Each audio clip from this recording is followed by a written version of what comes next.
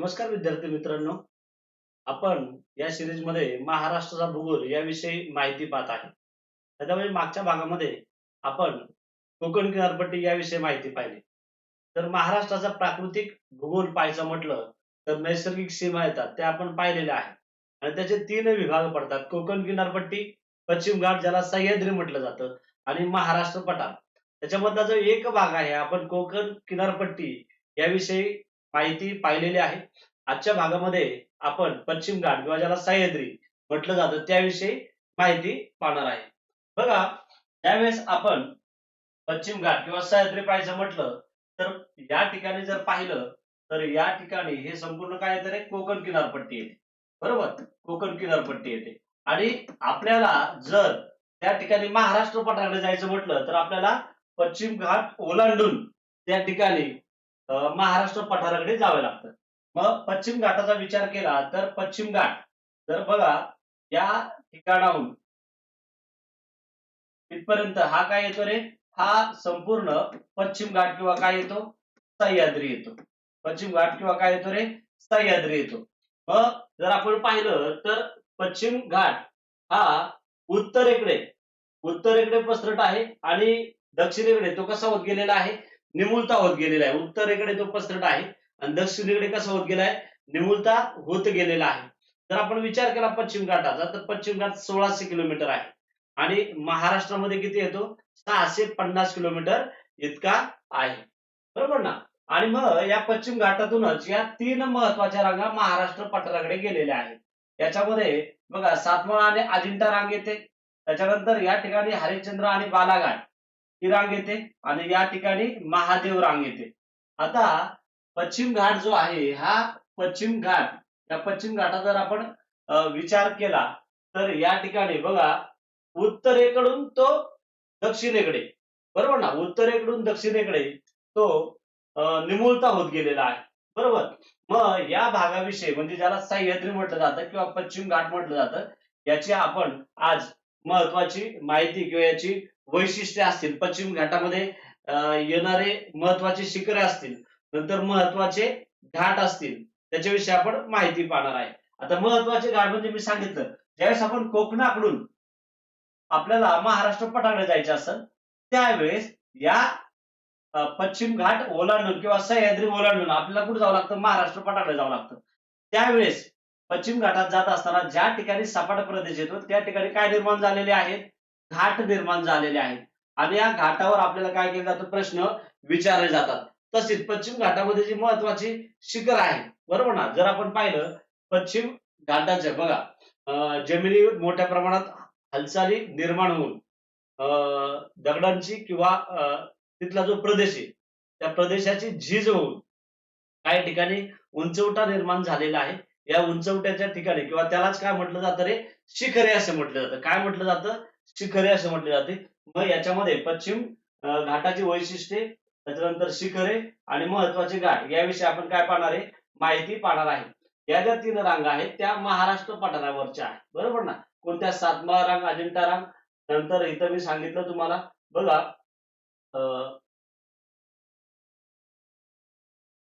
हा जो आहे हा हरिश्चंद्र बालाघाट आणि हा जो आहे कोणते आहे, महादेव रांग. या तीन रांगा महाराष्ट्र पठारावर काय झालेल्या आहेत, पसरलेल्या आहेत. मात्र आजची माहिती पाहत असताना आपण पश्चिम घाट किंवा सह्याद्रीची वैशिष्ट्ये माहिती पाहणार आहे. तसंच याच्यामध्ये महत्वाच्या पूर्वेकडच्या नद्या वाहणाऱ्या आहेत किंवा या ठिकाणी पश्चिमेकडे वाहणाऱ्या. कारण का बघा, जर आपण पाहिलं तर या ठिकाणी कोकण आहे, मग पश्चिम घाटातून पूर्वेकडे वाहणाऱ्या सुद्धा नद्या आहेत आणि या ठिकाणी कशा आहेत, पश्चिमेकडे वाहणाऱ्या आणि पूर्वेकडे वाहणाऱ्या सुद्धा महत्वाच्या याच्यामध्ये काय येतात रे, नद्या येतात.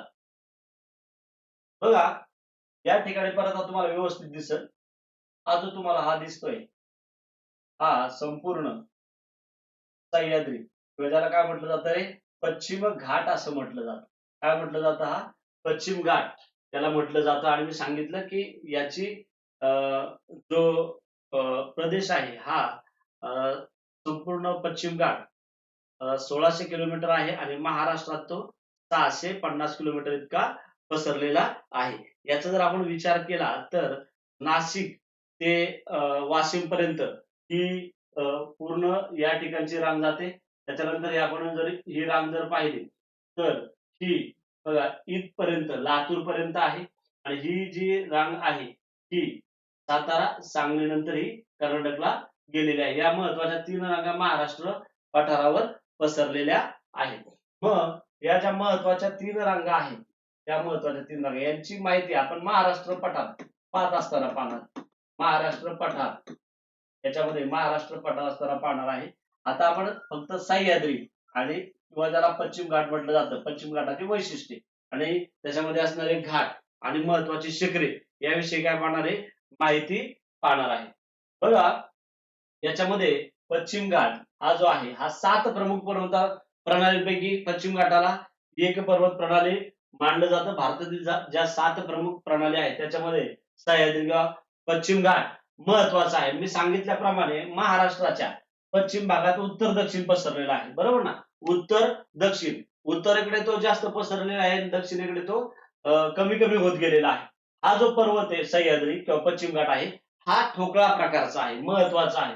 ठोकळा प्रकारचा पर्वत याला मानलं जातं. काय मानलं जातं रे, ठोकळा प्रकारचा पर्वत मानलं जातं. आणि मी सांगितलं की पृथ्वीच्या भूपृष्ठ हालचालीमुळे निर्माण झालेल्या जे उंचवट्यांवर झीज निर्माण होऊन, उंचवट्यावर काय झालं, झीज निर्माण झाली आणि झीज निर्माण होऊन पर्वत रांगेची काय झालेली आहे, निर्मिती झालेली आहे. पर्वत रांगेची काय झाली, निर्मिती झालेली आहे. उत्तरेस पश्चिम घाटाचा विस्तार जर आपण पाहिला, उत्तरेस त्या ठिकाणी या ठिकाणी बघा तर नंदुरबार आहे, बरोबर ना. नंदुरबार, नंदुरबार मधील नवापूर तालुका आणि या ठिकाणी जर पाहिलं आपण तर कोल्हापूर, कोल्हापूर मधील चंदगड, कोल्हापूर या ठिकाणी चंदगड पर्यंत आहे. कोल्हापूर मधील चंदगड पर्यंत ते आहे. म्हणजे नंदुरबार पासून ते चंदगड पर्यंत तो त्या ठिकाणी पसरलेला आहे. उत्तरेस नंदुरबार जिल्ह्यातील नवापूर तिथे तापी नदी खोरा आहे, तापी नदी खोरा आहे आणि इथून दक्षिण कुमारीपर्यंत. पण महाराष्ट्राचा विचार केला तर तो कोल्हापूरच्या चंदगड पर्यंत आहे. महाराष्ट्र सह्याद्रीचा जो विस्तार आहे हा नंदुरबार ते कोल्हापूर, कोल्हापूर जिल्ह्यातील मी काय सांगितलं चंदगड पर्यंत त्याचा काय आहे, विस्तार आहे. आणि ही पर्वतरांग जी आहे ती अरबी समुद्राला कशी आहे रे, समुद्र, बरोबर ना. अरबी समुद्र जो आहे या अरबी समुद्राला कशी आहे, समांतर आहे. पुढं बघा लांबी आणि उंची, पश्चिम घाटाची एकूण लांबी सुमारे किती आहे रे, 1600 किलोमीटर इतकी आहे. 1600 किलोमीटर इतकी आहे. महाराष्ट्रात तिचा जर विचार केला तर ती किती आहे, 650 किलोमीटर इतकी आहे. 650 किलोमीटर इतकी आहे.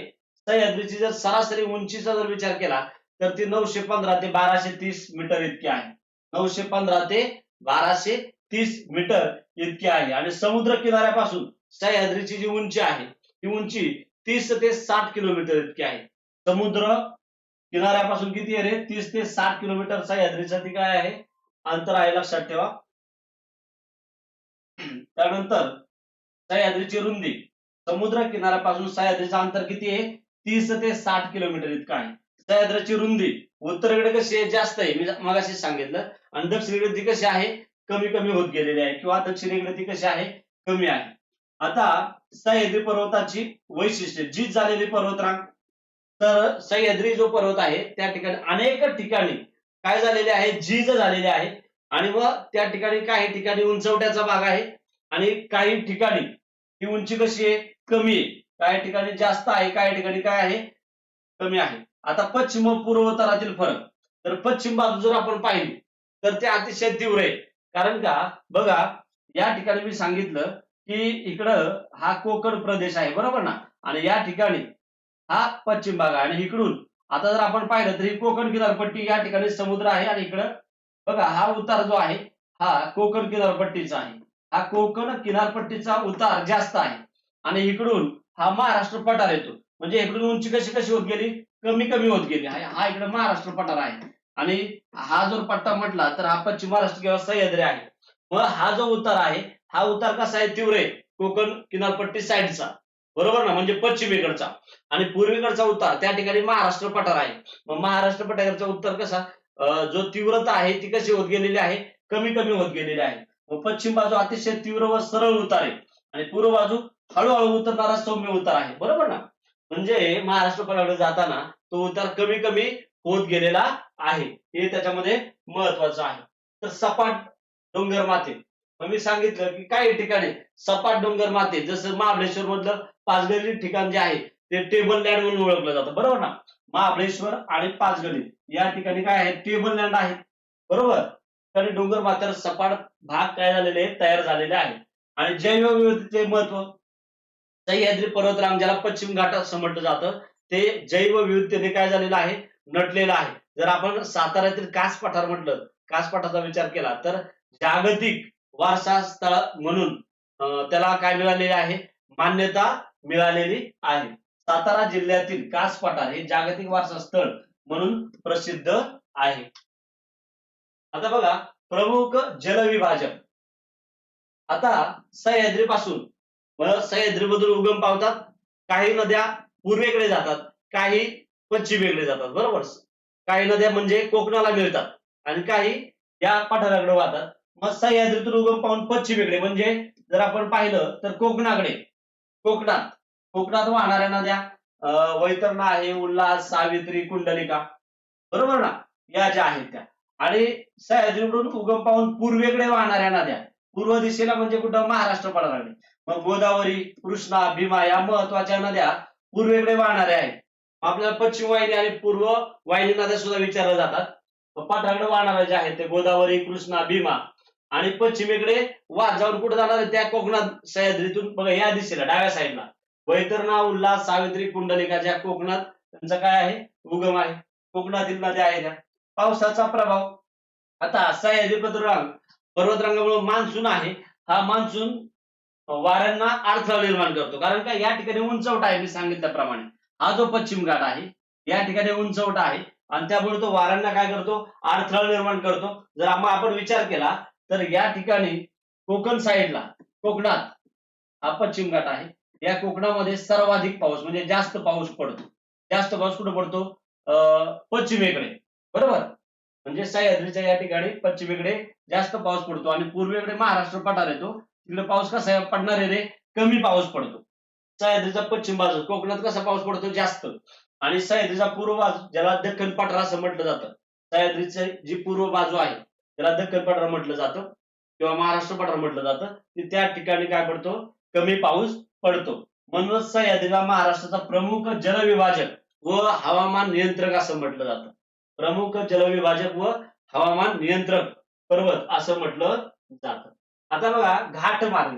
आता घाट मार्ग म्हणजे काय, दोनच शहरांना जोडणारा जो मार्ग आहे, बरोबर ना. मग त्या ठिकाणी घाट का तयार होतात, मी सांगितलं की कोकणातून जर आपल्याला महाराष्ट्र पठाराकडे जायचं असेल तर त्या ठिकाणी आपल्याला पश्चिम घाट ओलांडून जावा लागतो. आणि मग या पश्चिम घाटातून जात असताना काही ठिकाणी सपाट भाग आहे, अशा ठिकाणी काय तयार झालेले आहेत, घाट तयार झालेले आहेत, बरोबर ना. मग घाट मार्ग शहरांमध्ये जाताना, दोन शहर जोडत असताना त्या ठिकाणी जो भाग येतो त्याला काय म्हटलं जातं रे, घाट म्हटलं जातं. पश्चिम घाटातून जाताना ज्या ठिकाणी सपाट भाग आहे त्याला घाट असं म्हटलं जातं. मग बघा नाणेघाट, नाणेघाट कुठं आहे, कल्याण जुन्नर, कल्याण जुन्नर नाणेघाट. त्यानंतर मंचर मार्गे पनवेल नारायणगाव, भीमाशंकर घाट. महाड महाबळेश्वर पारघाट, त्याला रणतुंडी असं म्हटलं जातं. बघा घाटांवर हमखास काय केले जातात रे, प्रश्न विचारले जातात, लक्षात ठेवायचं. नंतर महाबळेश्वर पोलादपूर, आंबेनळी घाट. मुंबई पुणे बोरघाट, त्याला घंटाळा घाट सुद्धा म्हटलं जातं. नाशिक धुळे या दोन शहरांत जाताना लळिंग घाट. महाड पुणे कोणता आहे, वरंधा घाट आहे महाडमधून पुण्यावर येताना. कोल्हापूर कणकवली हनुमंते घाट. नाशिक पुणे चंदनापुरी घाट. धुळे औरंगाबाद औटरम घाट किंवा त्याला काय म्हटलं जातं रे, कन्नड घाट असं म्हटलं जातं. नंतर कोल्हापूर राजापूर अनुस्कुरा घाट आहे. कोल्हापूर राजापूर अनुस्कुरा घाट. राजापूर कोल्हापूर करुळ घाट. राजापूर कोल्हापूर कोणता आहे, करुळ घाट. महाड खेड दापोली मार्गे कसेडी घाट. नंतर चिपळूण कराड कुंभारली घाट. चिपळूण कराड कुंभारली घाट. पुणे सातारा कात्रज आणि खंबाटकी घाट. पुणे सातारा कात्रज आणि खंबाटकी घाट. पाचगणी वाई पसरणी घाट. पाचगणी वाई पसरणी घाट. रत्नागिरी कोल्हापूर आंबा घाट. नंतर सावंतवाडी कोल्हापूर फोंडा घाट.